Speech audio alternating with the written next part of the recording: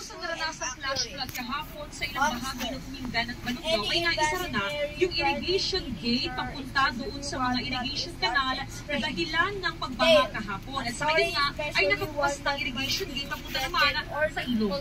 Apektado rin ng flash flood ang barangay Rahal sa hiwalay na bayan ng Balugao. Lampas tuhod ang baha kaya't pinasok din ang ilang bahay. Malakas na yung tubig.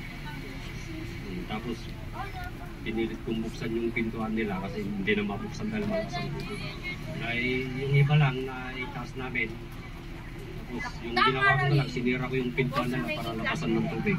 Biglaan. Opo, ma'am. Eh, ang priority, ma'am, may taas na yung mga may taas, ma'am. Opo, ma'am.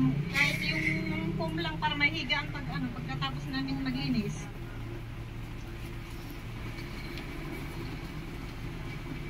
Emil, sa mga oras nga na ito ay nakakaranas ng light to moderate na pag-ulan dito sa bayan ng Umingan. Samantala, napauwi na sa kanilang mga bahay yung mga residenteng inilikas kagabi. Emil?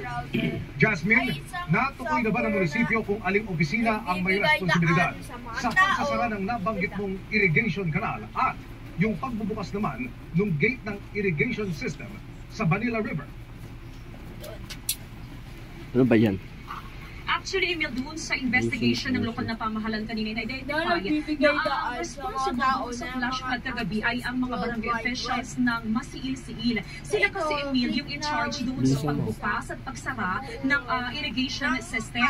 Ang nangyari, Emil, ayon na rin sa statement ng mga barangay officials sa local government unit, ay hindi nila na-anticipate yung volume ng malakas na buhos ng ulan na tumagal ng 2 hours, kaya hindi nila kaagad na-open yung main gate. 5 p.m. na kahapon nang mabuksan nila yung main gate. Yan yung mga oras na kung saan ay nagsisimula ng bumaha sa ilang barangay dito sa Umingan.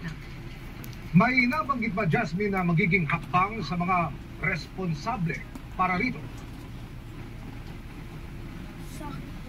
Actually, Emil, alam mo, itanong natin yan since hindi biro yung naging epekto ng flash flood doon sa daan-daang mga kabahayan. And ayon sa chief ng MDRRMO, doon daw sa pakikipag-usap kanina ng mayor sa mga barangay officials ay hindi naman na-discuss kung sila ba ay pananagutin. Pero ang utos ng alkalde doon sa mga barangay officials number 1 ay maging alerto, especially sa panahon ng tag-ulan at palaging i-monitor yung antas ng tubig doon nga sa irrigation system. Pangalawa, ay kinakailangan na may cost